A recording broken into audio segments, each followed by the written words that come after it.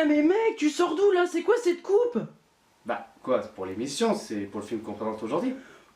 Oh là là. Eh mais honnêtement, va te recoiffer là, t'es pas présentable du tout là. Tu crois? Mais oui. D'accord. Chapeau s'il te plaît. Merci. Comme ça. Nickel. Bonjour et bonsoir tout le monde et bienvenue dans cet épisode pilote de Cinéinfo. Feel it coming in the air.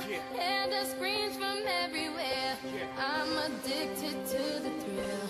It's a dangerous love affair. Can't be scared when it goes down. Got a problem, tell me now. Only thing that's on my mind is who's gonna run this town tonight.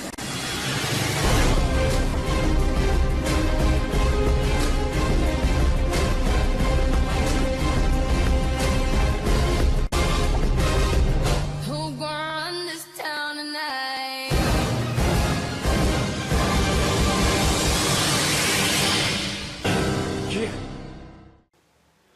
Aujourd'hui, nous allons parler de rêve, d'imagination et de cambriolage psychologique.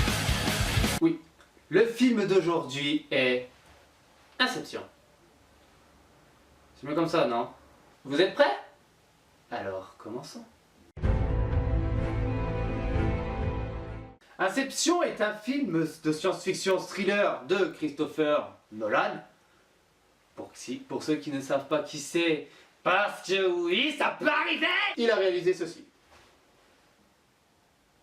What else? Le casting est principalement composé de Leonardo DiCaprio, Ellen Page, Joseph Gordon-Levitt, désolé si je le prononce mal, et Marion Cotillard. Par contre, avant de vous raconter la synopsis du film, petit avertissement. Étant donné la complexité et la longueur de ce résumé, une version plus courte et plus simpliste vous sera présentée. Merci de votre compréhension. La direction.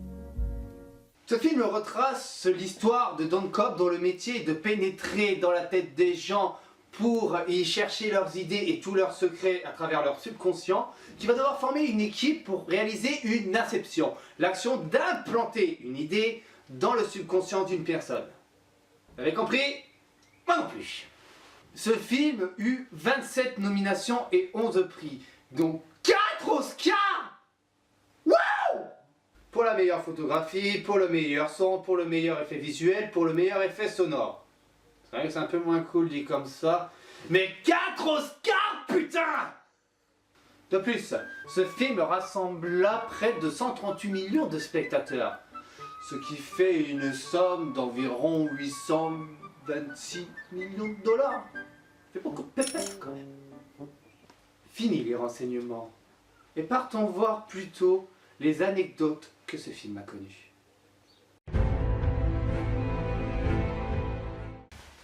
Alors comme ça, tu m'as même pas invité pour ton émission? Mais t'es qui toi? Genre tu me connais pas? Je vais donner vie à ton concept de merde, si tu vois ce que je veux dire. J'ai pas besoin de toi pour... Tais-toi, tu perds ton audience là. Bon. Lors de l'inondation du bâtiment, au début du film, ce fut 800 litres d'eau qui ont été nécessaires pour tourner cette scène.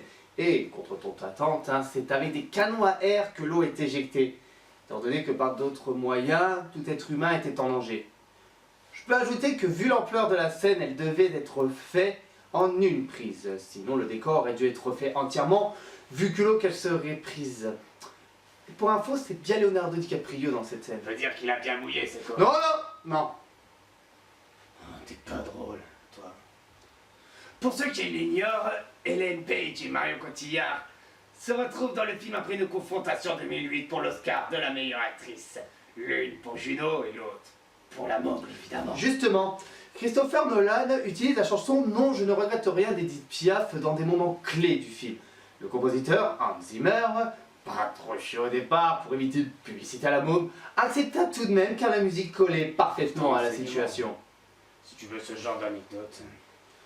Christopher Nolan a imaginé le monde d'Inception 10 ans avant la réalisation du film. Si vous voulez savoir en quelle année ça a été fait, bah faites le calcul vous-même, ça vous fera bosser. et a commencé à réaliser le scénario. Ça te dérangerait d'être un peu aimable? Oui, très sincèrement, ça te pose un problème. Fais ton émission au lieu de rallonger le temps. La tête de discussion à Paris entre Ellen Page et... je dirais Léo maintenant si vous voulez bien, et que plein d'objets explosent autour d'eux. Elle se déroule bel et bien au cœur de Paris, mais comme nous savons que les Français peuvent être parfois C'est du cul. dérangés par des explosions, n'étaient pas trop chauds pour la scène à la base, mais ils finirent par accepter. Voilà. Autant que je finisse ta rubrique, hein, sinon on n'est pas sorti d'ici. Vous vous souvenez du train qui traverse la ville? Eh bien, en réalité, il s'agit tout simplement d'un camion semi-remorque de 11 mètres de long, recouvert de matériaux tels que de la fibre de verre ou d'acier à bas carbone. D'ailleurs, il mire plus d'une tonne d'acier sur le devant du véhicule pour éviter les voitures d'égratigner le train. Pour faire plus réel, quoi. Bon, je me casse des merdes pour la suite. Voyons ce que vous avez pensé du film. Bon. Pour la belle note de 17 sur 20, c'est un chef-d'œuvre mené d'un script parfaitement maîtrisé, d'un scénario original et très bien ficelé. Assez complexe et compliqué à comprendre sans pour autant avoir d'incohérence. Sur un thème jamais développé de cette façon, avec des personnages charismatiques et très bien interprétés et d'une mise en scène parfaite accompagnée d'effets visuels d'une grande beauté, d'effets spéciaux à couper le souffle et de scènes d'action remarquables. En ce qui me concerne, je lui décernerai la note de 17 sur 20.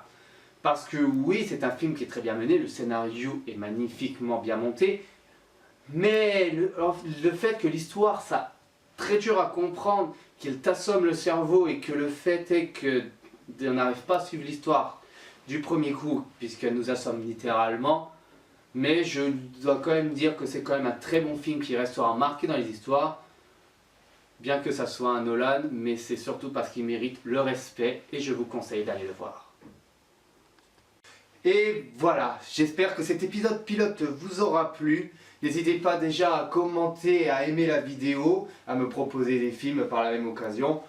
Et vous pouvez aussi la partager sur Facebook ou sur Twitter et aussi vous abonner pour ne pas manquer les prochaines vidéos que je ferai sur cette chaîne. En attendant, continuez d'aller au cinéma et moi, je vous retrouverai dans un prochain numéro. Bye bye tout le monde!